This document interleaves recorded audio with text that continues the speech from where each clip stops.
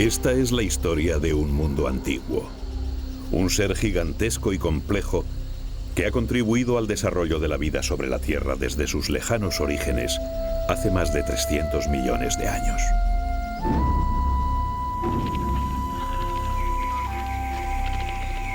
Y es también la historia de sus habitantes, criaturas diversas y frágiles, prototipos únicos de la evolución, cuyas vidas forman una compleja red de dependencias.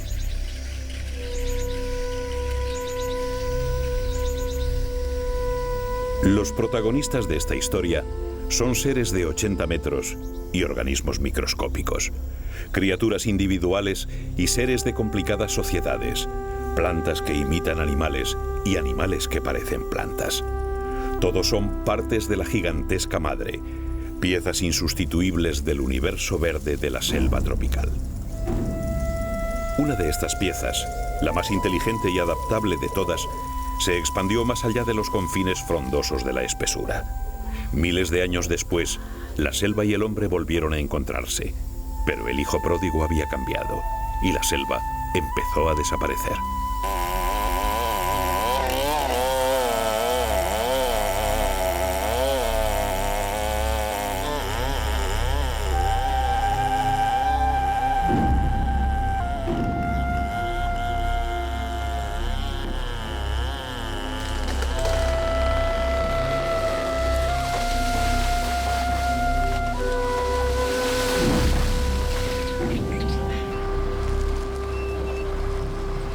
Hoy estamos empezando a comprender el insustituible papel que juega la selva tropical en el equilibrio de la vida. Y en una carrera contrarreloj, los científicos y naturalistas de todo el mundo han emprendido una lucha a favor de un ecosistema que guarda en su interior los remedios de los que dependerá en gran medida el futuro de todas las especies.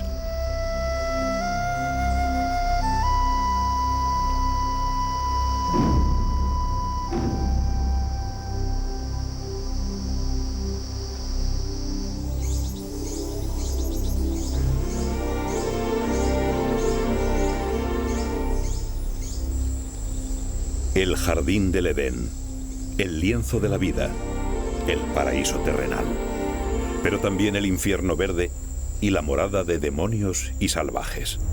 Así definieron la selva tropical los primeros europeos que se adentraron en su interior buscando la fuente de la eterna juventud, el dorado o los tesoros de los que hablaban las leyendas. No encontraron nada de esto.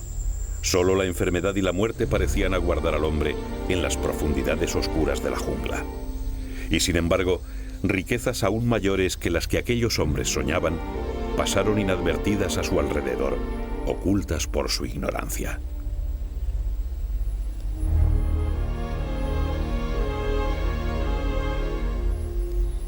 Más de la mitad de todas las especies del mundo habitan en el interior de la jungla. Y la mayor parte permanecen aún desconocidas para el hombre, escondiendo el importante papel que desempeñan en el equilibrio de la vida y tal vez los compuestos químicos que podrán vencer algunas de las enfermedades que azotan a la humanidad. Toda esta variedad biológica de las selvas ha sido posible gracias a un factor tan determinante como el tiempo, porque las selvas húmedas, que ahora se extienden siguiendo los trópicos, llevan existiendo decenas de millones de años. Cuando la Tierra contaba con un único supercontinente, hace aproximadamente 230 millones de años, un clima caluroso y húmedo permitió el apogeo de las selvas. 70 millones de años después, con la fragmentación de Pangea, las selvas fueron quedando reducidas a una franja templada entre los dos trópicos. Había cambiado su distribución, pero las selvas seguían conservando sus especies, a las que iban sumando nuevos prototipos, plantas y animales a los que la evolución hacía progresivamente más preparados para dominar el medio.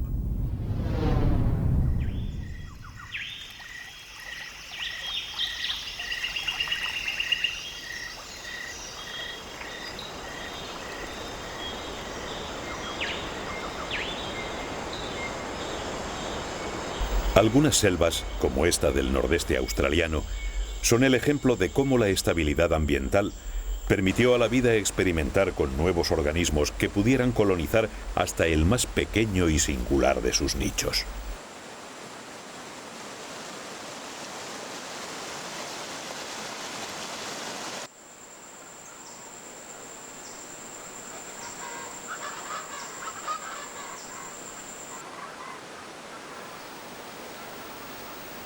Cada espacio, cada rincón del interior húmedo de las selvas, se fue poblando de criaturas nuevas, especialistas en unas determinadas condiciones físicas y ambientales, mientras las antiguas coexistían con ellas.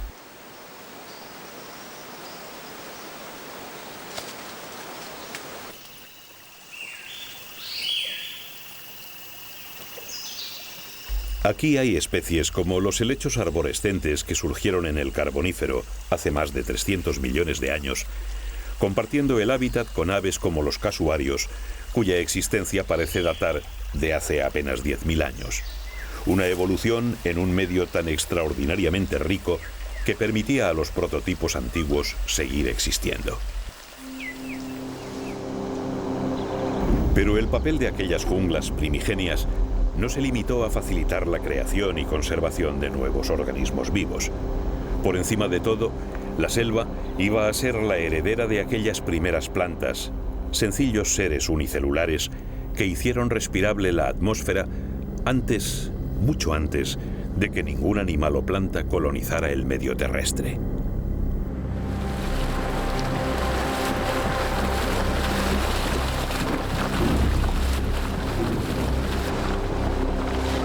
En sus orígenes, nuestra atmósfera apenas contenía oxígeno libre. La Tierra era entonces un lugar hostil para la vida y todos los organismos vivían bajo las aguas del mar. Allí, un grupo de diminutas algas unicelulares adquirió un arma evolutiva formidable capaz de obtener energía de la radiación solar, liberando oxígeno en el proceso. La adquisición de la fotosíntesis abrió las puertas a la conquista del medio terrestre. Las algas cedieron el relevo fotosintético a plantas cada vez más evolucionadas y la selva se hizo cargo del importante papel de oxigenar nuestra atmósfera. Desde aquellos lejanos días del Paleozoico, cuando la atmósfera adquirió una composición similar a la actual, la selva se convirtió en una gigantesca benefactora para la vida. Limpiaba el aire, era fuente permanente de alimento y ofrecía cobijo y protección. Millones de seres vivos entraron a formar parte de su estructura, y entre ellos, hace apenas un instante en la escala geológica, también el hombre se amparó en su espesura. Los indígenas que habitan las selvas tropicales basaron su supervivencia en el conocimiento del medio que les daba cobijo y alimento. Generación tras generación aprendieron los secretos de la jungla, el lenguaje mudo de sus plantas y animales. Hoy, los pueblos de los bosques tropicales son los guardianes de una sabiduría cada vez más valiosa y cada vez más amenazada. Una sola tribu amazónica conoce y utiliza más de 100 plantas con fines medicinales. Con ellas saben quitar el dolor, curar enfermedades, prevenir dolencias. La selva les provee de todo cuanto necesitan y ellos han aprendido a tomarlo sin dañar el entorno. A través de los siglos, han transmitido su sabiduría oralmente de generación en generación, sin darse cuenta de que esa antigua cadena de conocimientos puede cortarse de golpe y desaparecer para siempre. La llegada del hombre supuestamente civilizado a la selva ha roto un equilibrio que venía construyéndose desde hace millones de años.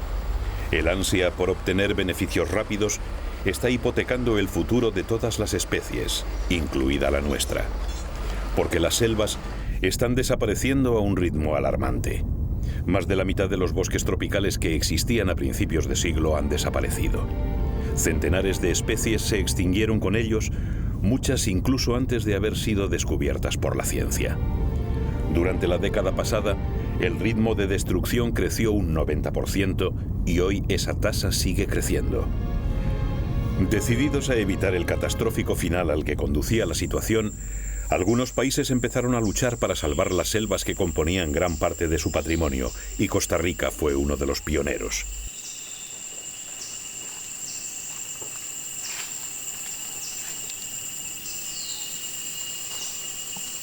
Pero para salvar las selvas, para luchar por su conservación, era necesario un conocimiento previo de cómo funciona el gigantesco mundo verde que componen todos sus organismos.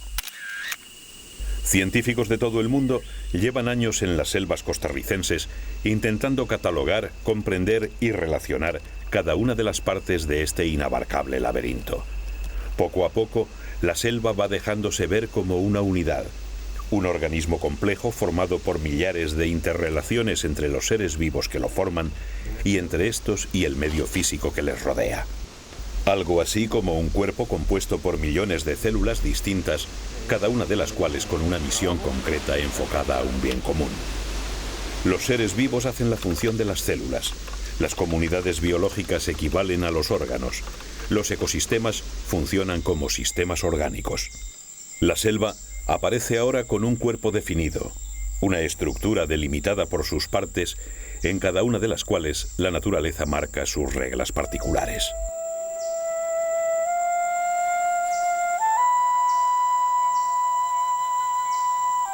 La cabeza de este gigante es el motor de todo su organismo. Aquí, a 40 metros del suelo, el sol llega cargado de energía y un manto verde formado por las copas de los árboles absorbe la luz solar a través de las hojas y, como hicieran las algas unicelulares del Paleozoico, liberan ingentes cantidades de oxígeno a la atmósfera. Esta es la parte más importante del conjunto. Solo los árboles que pueden encontrar un hueco para abrir su paraguas de hojas podrán acceder a la luz solar, alimentarse y, por lo tanto, vivir. Así que aquí, capturar la energía del sol es la función predominante.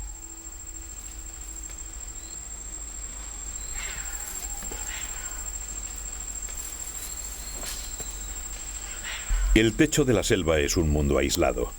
Solo los troncos y las lianas lo comunican con el suelo.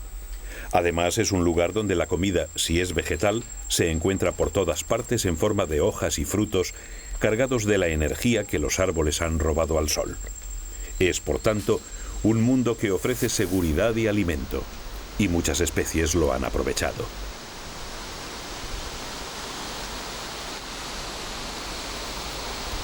Estos son monos aulladores. Para llegar hasta esta Shangri-La de las alturas, es necesario ser un experto trepador o saber volar. Así que el dosel de las copas de la selva está habitado principalmente por insectos, monos y aves. Para muchos de sus habitantes, este dosel ofrece tantas ventajas que jamás bajan a tierra, y la mayoría, como es el caso de los aulladores, solo lo hacen para beber. En consecuencia, muchas de las especies de la selva siguen siendo desconocidas para la ciencia, porque hace menos de 20 años que los científicos han llegado hasta aquí, y cuando lo han hecho, armados de arneses y cuerdas de seguridad, sus movimientos han sido muy limitados.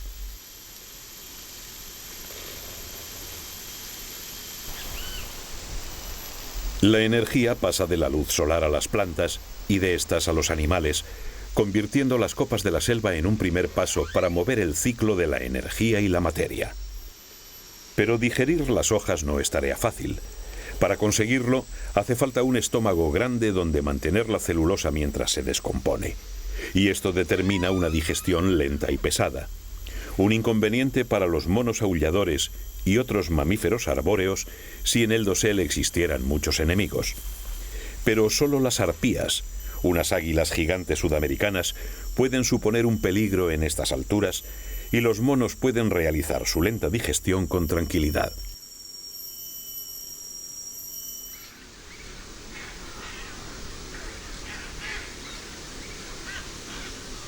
La misma seguridad que permite a los aulladores realizar su larga digestión favorece la cría de las aves que viven en estas alturas.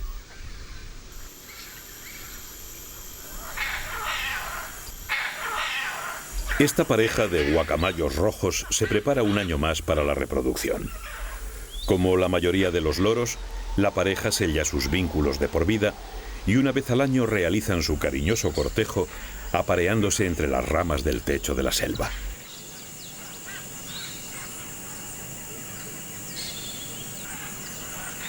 Las condiciones aquí arriba determinan además convergencias fisiológicas evolutivas entre los animales, incluso entre grupos tan distintos como los loros y los primates. La inteligencia de los guacamayos, su amplio repertorio vocal y su habilidad con pies y picos así parecen indicarlo.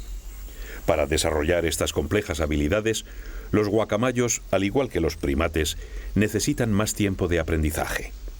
Esto significa mayor dependencia de los padres y, por tanto, mayor vulnerabilidad ante posibles enemigos. Pero aquí arriba, en el hueco de una ceiba de más de 30 metros, los pequeños guacamayos podrán tomarse su tiempo.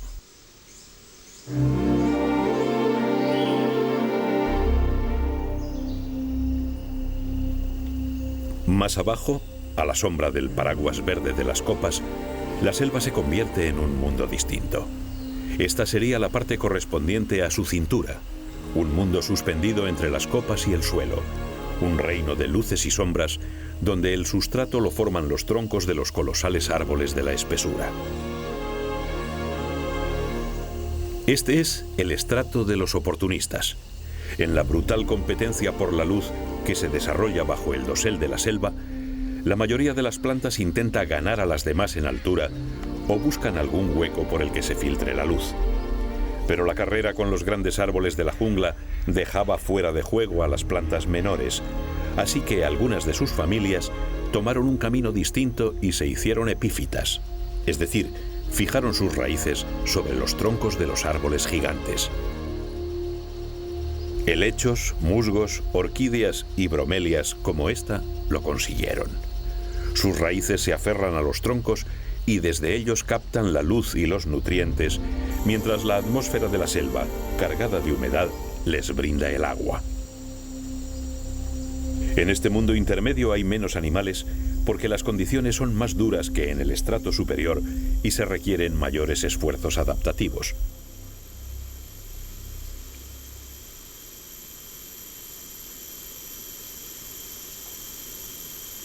Suspendida por sus garras curvas, una perezosa de 3 dedos está enseñando a comer a su cría.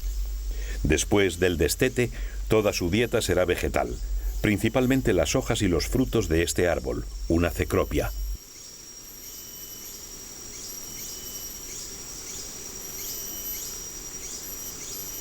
La madre protege a su pequeño sirviéndole de plataforma.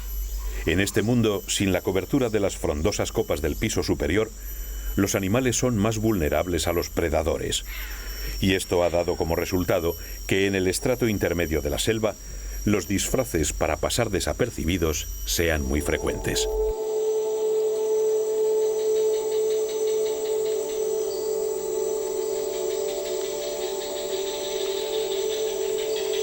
Como resultado, aquí, a simple vista, parece que la vida se limita al reino vegetal, pero una visión más atenta nos permite descubrir fascinantes formas de pasar desapercibido.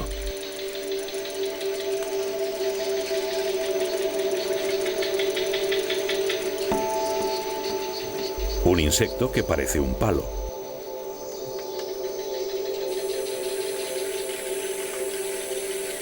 Una espina con alas y sus crías. Una hoja que se come a otra hoja. Todo vale si el resultado es la supervivencia. También el perezoso utiliza su peculiar forma de disfrazarse. Bajo las escamas que recubren sus pelos exteriores viven unas algas microscópicas de color verde azulado que tiñen su cuerpo haciéndolo mimético con la selva.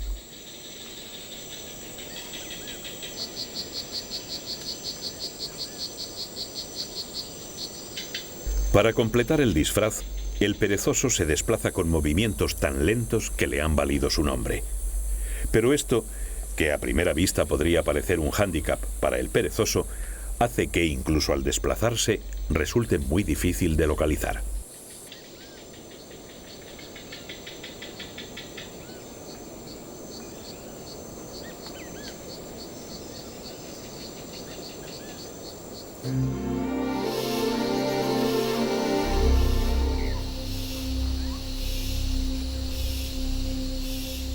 Por debajo del piso intermedio, la selva cambia completamente de aspecto. Progresivamente, según se van dejando atrás las copas y frondes de las diferentes plantas, la luz va siendo cada vez más escasa. La lucha por los últimos rayos solares que permiten la vida se hace desesperada y las plantas alargan sus hojas, tallos y zarcillos hacia arriba como exploradores que permitan encontrar el mínimo de luz que les deje crecer hasta llegar a pisos más iluminados.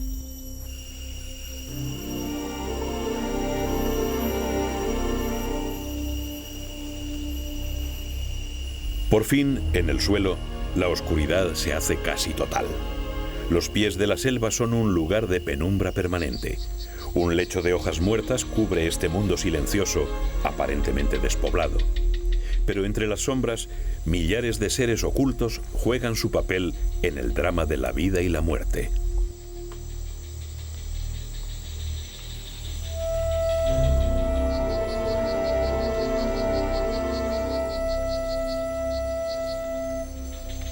Aquí casi toda la energía disponible se obtiene cazando. Todos los animales permanecen alerta. El mínimo movimiento puede desencadenar el pánico.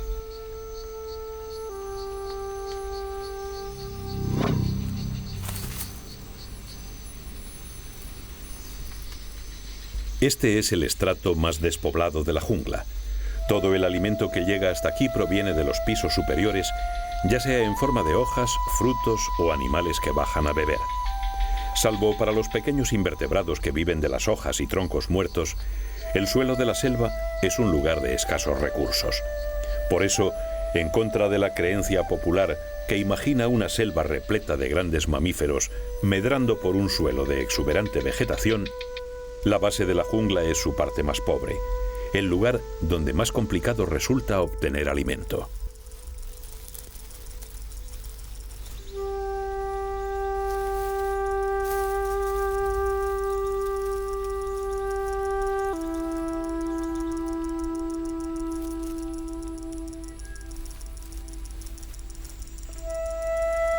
Una joven boa anda de caza.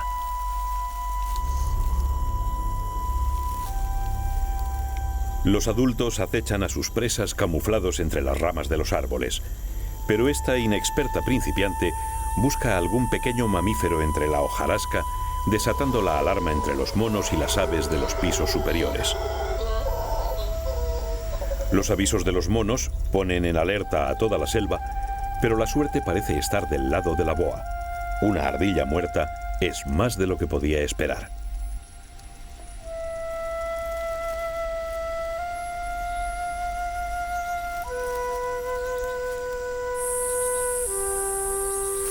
Cuando la serpiente consigue su alimento, la selva vuelve a la normalidad.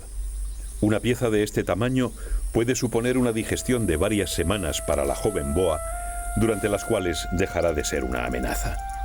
Pero antes de digerir la presa, hay que ser capaz de tragársela.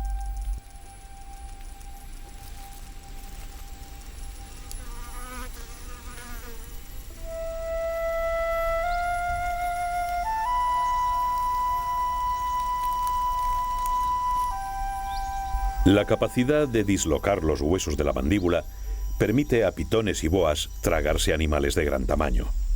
Los anillos constrictores que utilizará en sus cacerías para asfixiar a sus presas le sirven ahora de protección. En el suelo, inmóvil mientras va tragando la ardilla, la joven serpiente es muy vulnerable y la cabeza es su parte más débil, así que la protege con la fuerte musculatura de su cuerpo mientras lentamente despacha su presa.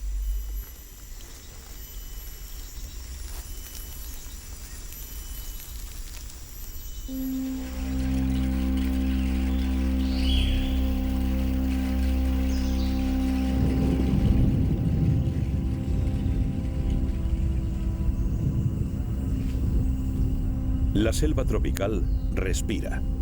Diariamente, junto al oxígeno que liberan sus hojas, el aliento de la selva exhala agua, devolviendo a la atmósfera más de la mitad de la que cae con las copiosas lluvias del trópico. Las precipitaciones torrenciales que arrastrarían el suelo sin la cubierta protectora de los árboles, resbala por las copas goteando suavemente al interior de la jungla. Allí riega el suelo y gran parte es absorbida por las plantas. A través de los troncos sube al dosel de la selva y desde allí se evapora volviendo a la atmósfera, con lo que el bosque se convierte en un importante regulador del clima.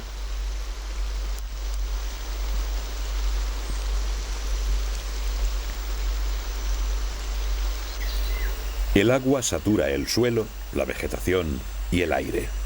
En el interior de la selva, la humedad es tan elevada que algunos animales de hábitos acuáticos pueden vivir alejados de los cursos de agua.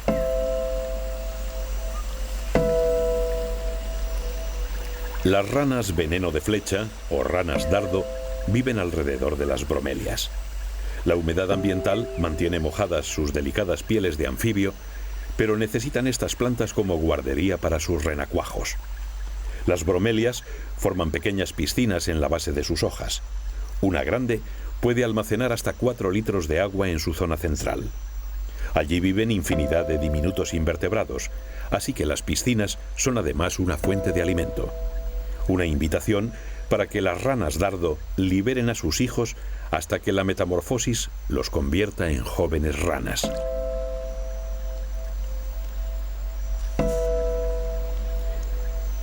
Dada la importancia que tienen para sus crías, las ranas veneno de flecha cuidan celosamente las epífitas de su territorio, señalándolas con sus colores intensos.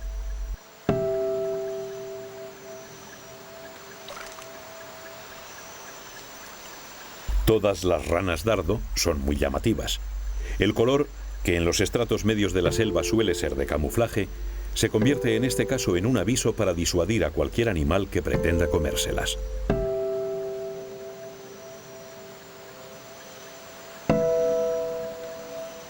Porque la piel de las ranas dardo secreta uno de los venenos más potentes del mundo. Unas poderosas toxinas que algunos indígenas utilizan para envenenar la punta de sus flechas y dardos. De ahí precisamente el nombre genérico que reciben todas estas ranas.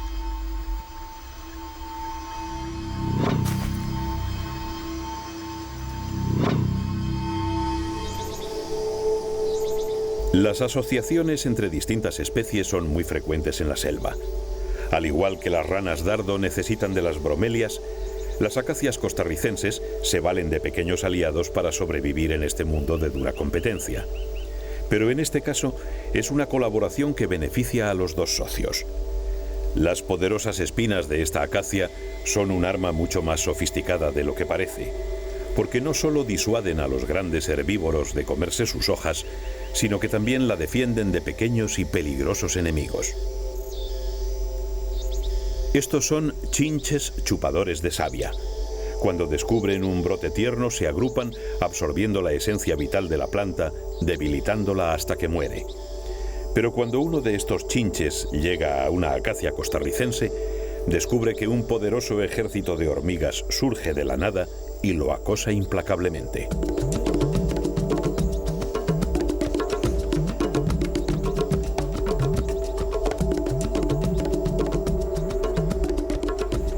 No importa a dónde vaya o dónde se esconda. Mientras siga en la acacia, la persecución será implacable hasta que el ácido y los mordiscos de las hormigas le hagan buscar otro árbol menos peligroso.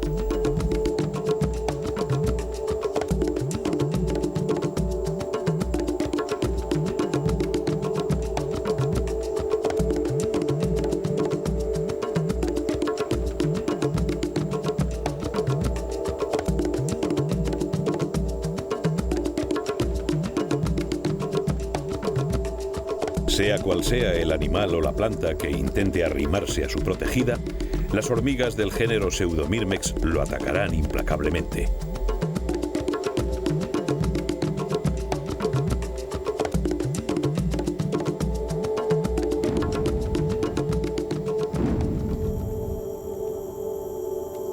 La ayuda de un ejército tan formidable no es gratuita. A cambio de protección, la acacia ofrece a las hormigas casa y comida. Las gruesas espinas están engrosadas de forma que se convierten en prácticos hormigueros, donde las Pseudomyrmex ponen sus huevos. Además, junto a la base de sus hojas, la acacia genera unas pequeñas yemas cargadas de azúcares que sirven de alimento energético a los eficientes soldados que no necesitarán así abandonar en ningún momento el árbol descuidando su vigilancia.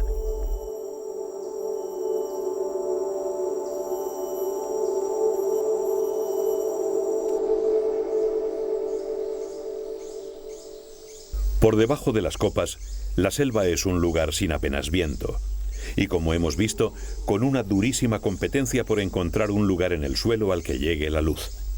Sin viento que les ayude, y con el suelo tan cotizado, las plantas del interior han tenido que valerse de toda clase de trucos para poder reproducirse y dar a su descendencia alguna posibilidad de crecer. Y una vez más, plantas y animales han entrado en sociedad.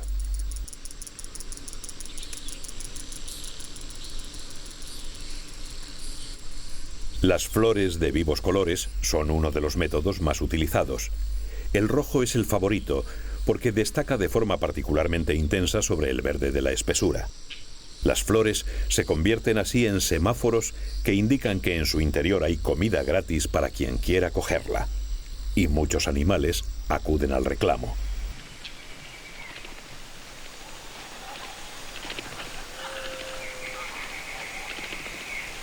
Los colibríes sudamericanos son los más eficientes polinizadores con los que cuentan las plantas con flor. Llegan a libar de ellas, se impregnan pico y cabeza con su polen y al llegar a una planta vecina para repetir el proceso, la fecundan. Para conseguirlo, los colibríes han tenido que evolucionar hasta hacerse verdaderos especialistas en el arte de volar. Pueden permanecer suspendidos en el aire, volar hacia adelante a más de 40 kilómetros por hora y, lo que es más difícil, volar hacia atrás. A las plantas que visita les conviene que el colibrí repita el proceso tantas veces como sea posible, por lo que algunas plantas, como la heliconia, producen hileras de flores que maduran progresivamente. Esas flores solo producen unas pocas gotas de néctar cada vez, lo que obliga al colibrí que las visita a volar a otras heliconias cercanas una detrás de otra. Batiendo las alas hasta 80 veces por segundo, los colibríes pueden libar flores sin detenerse durante 4 horas. Es decir, pueden batir sus alas sin descanso más de 1 millón de veces seguidas. Su corazón late alrededor de 1000 veces por minuto, tiempo en el que sus pulmones realizan 250 movimientos respiratorios. Todo un derroche energético. De hecho, son los animales de sangre caliente que tienen mayor gasto de energía por gramo. Por esta razón, necesitan consumir diariamente una cantidad de néctar equivalente a la mitad de su peso, una necesidad que agradecen las heliconias. Resuelto el problema de la fecundación, las plantas se enfrentan a la segunda prueba que la selva impone para dejar descendencia. Sin viento que disemine las semillas, los árboles necesitan algún aliado que pueda llevárselas lejos, porque si no, su misma sombra abortaría el desarrollo de las mismas.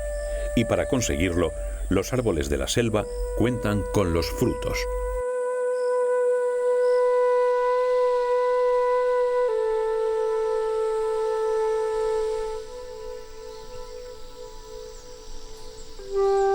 Una envoltura carnosa y suculenta que rodea la semilla. La misma estrategia que la acacia usaba con las hormigas o las flores con los colibríes. Comida energética a cambio de favores.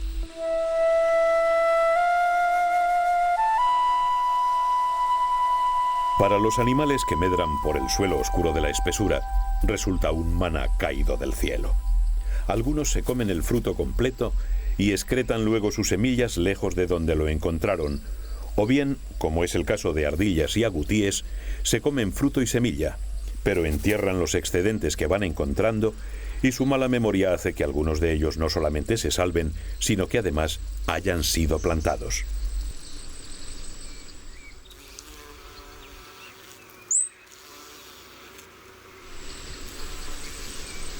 Para la mayoría de los animales, el alimento que pueden encontrar en el suelo de la selva viene de arriba.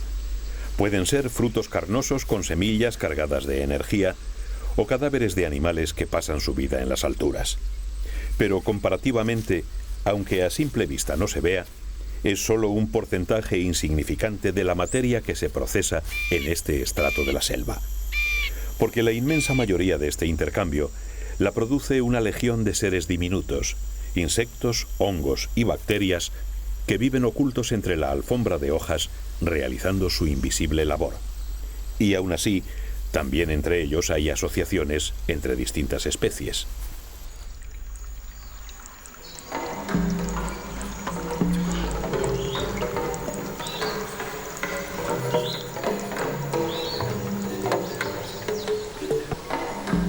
Una procesión de hormigas marca un sendero de hojas móviles en la selva.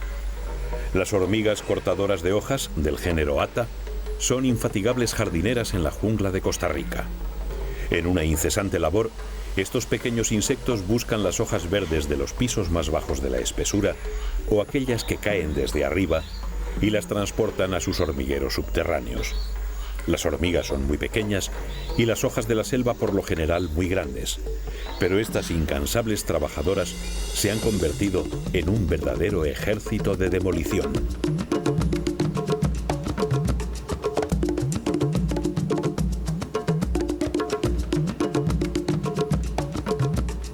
Usando sus patas como compases y sus fuertes mandíbulas a modo de tijeras, las hormigas Atta cortan las hojas en porciones más fáciles de llevar. En pocos minutos, una de las grandes hojas de la selva queda reducida a fragmentos de escasos centímetros.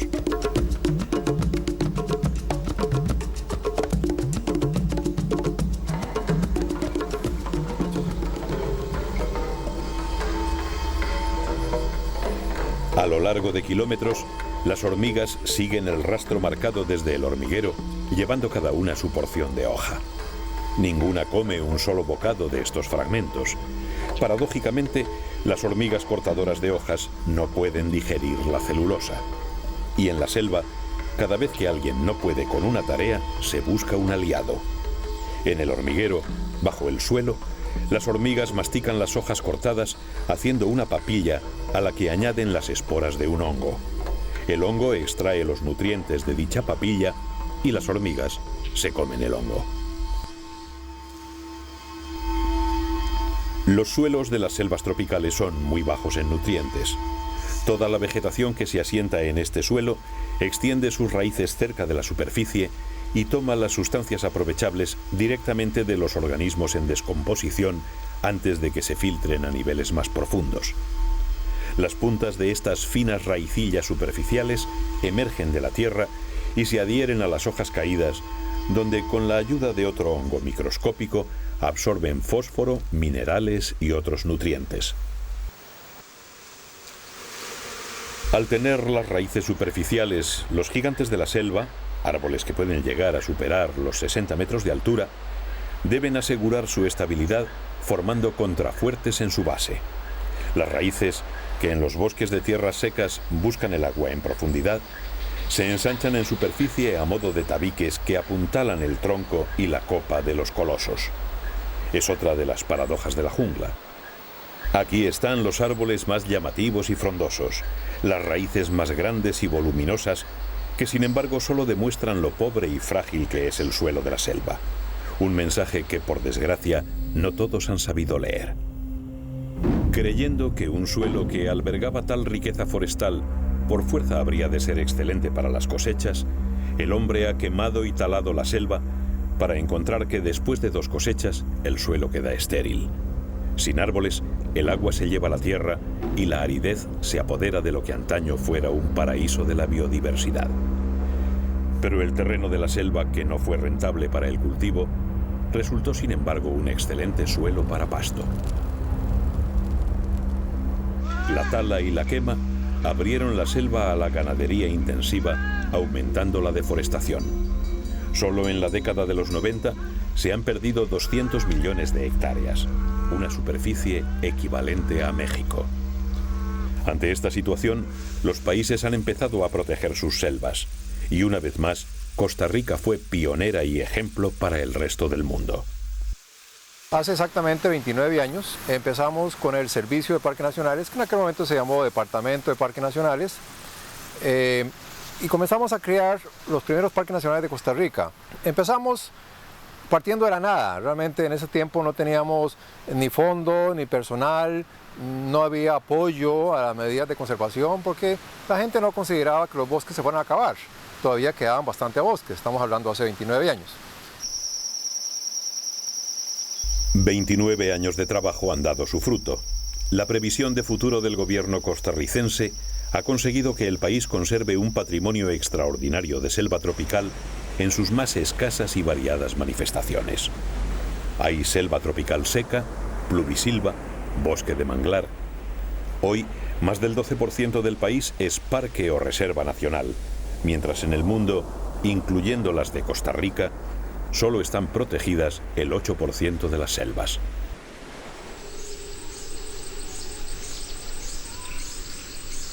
Haber empezado a actuar antes de que el problema llegara a los extremos actuales ha hecho de Costa Rica un país precursor del que tomar ejemplo. Porque aquí, años investigando sobre el terreno han permitido tomar algunas medidas de conservación incluso antes de que surgieran los problemas. Y esto se ha conseguido al comprender que en la selva todas las especies están relacionadas.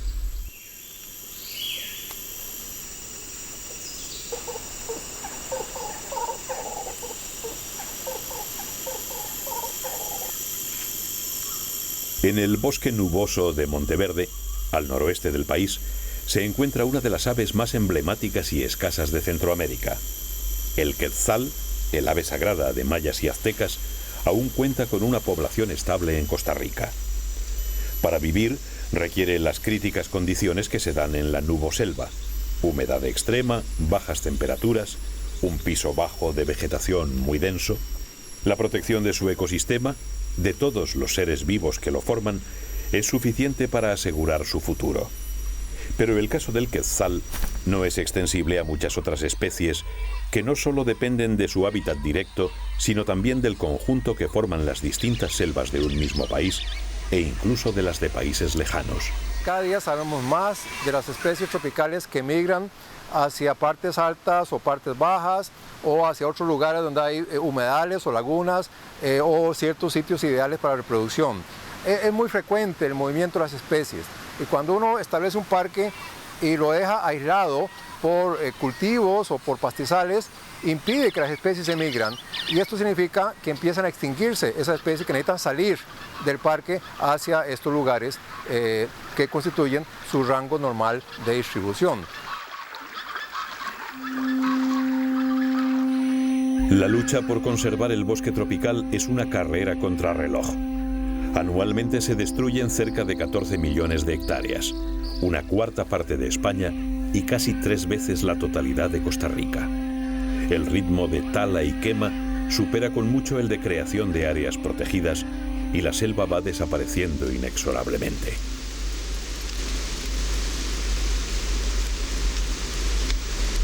Pero la esperanza no está perdida. Destrucción y conservación son extremos movidos por un combustible común: el dinero. La selva se destruye buscando beneficios rápidos y la selva se conservará si genera tantos o mayores beneficios que su destrucción. Y esto no es tarea fácil, porque conservar los parques y áreas protegidas en principio no solo no produce beneficios, sino que genera gastos importantes. Equipos de prevención de incendios preparan voluntarios en el Parque Nacional de Guanacaste. Es una de las muchas tareas de conservación que necesita gente preparada y especializada, un equipo que cuesta mucho dinero. Pero el propio parque es, a la larga y bajo un enfoque adecuado, el origen de muchas fuentes de ingresos. Y el Servicio de Parques Nacionales de Costa Rica ha vuelto a ser pionero en sus propuestas.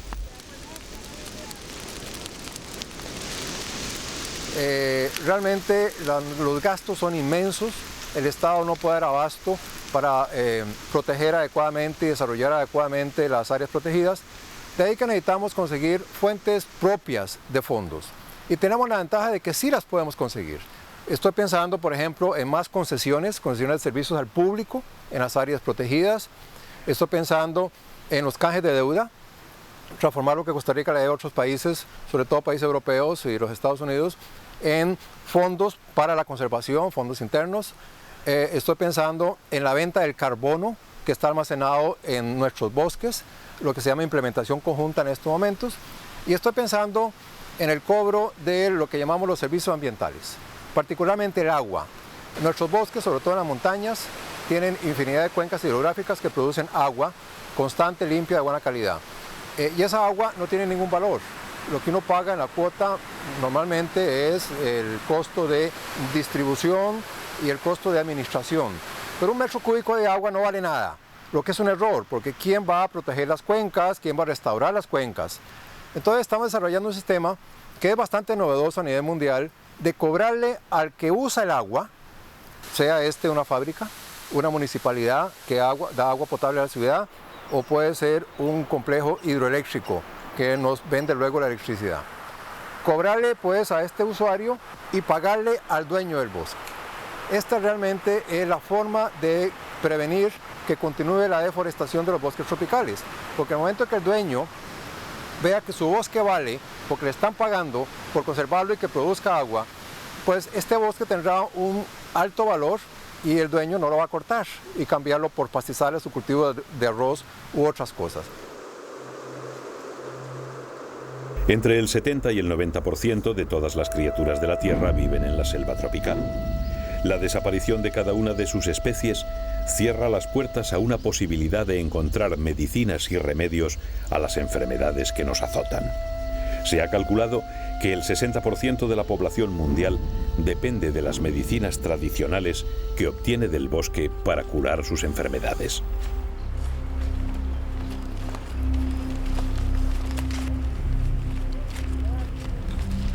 En Kenia y Tanzania, el 40% de sus medicinas naturales proviene de los árboles y los animales de sus selvas.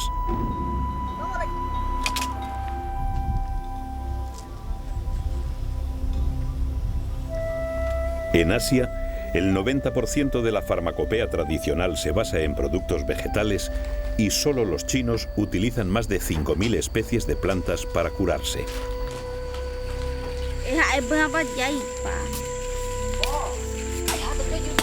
En la Amazonia, donde los incendios de la selva son tan numerosos que se ven como ciudades en las fotografías nocturnas de los satélites, los indígenas conocen los secretos curativos de más de 1.000 especies vegetales.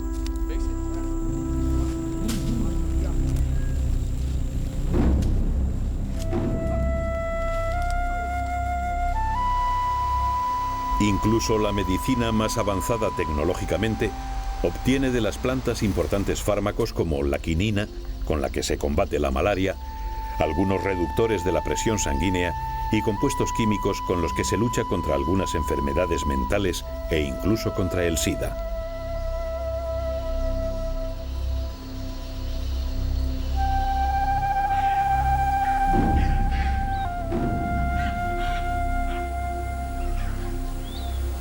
Ahora la selva está más cerca. Es más asequible a todos nosotros. El turismo puede adentrarse sin dificultad en espacios reservados a la naturaleza salvaje hasta hace apenas 10 años. Y eso es parte de la solución que se está poniendo en práctica para salvar a nuestra colosal benefactora.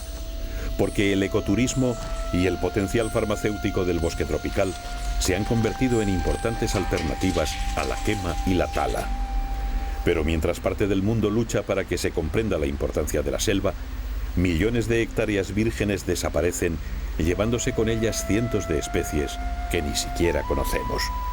Estamos empezando a darnos cuenta de que la interacción de todos estos organismos es tan compleja que hasta el más pequeño puede resultar de vital importancia para el funcionamiento del conjunto. Sin bromelias no existirían las ranas dardo. Sin los colibríes polinizadores desaparecerían muchas de las plantas con flor. Sin los invisibles hongos del suelo, los árboles de la jungla no obtendrían gran parte de sus nutrientes. Y sin selva, el clima de todo el planeta se vería afectado hasta extremos que podrían hacer peligrar nuestra existencia.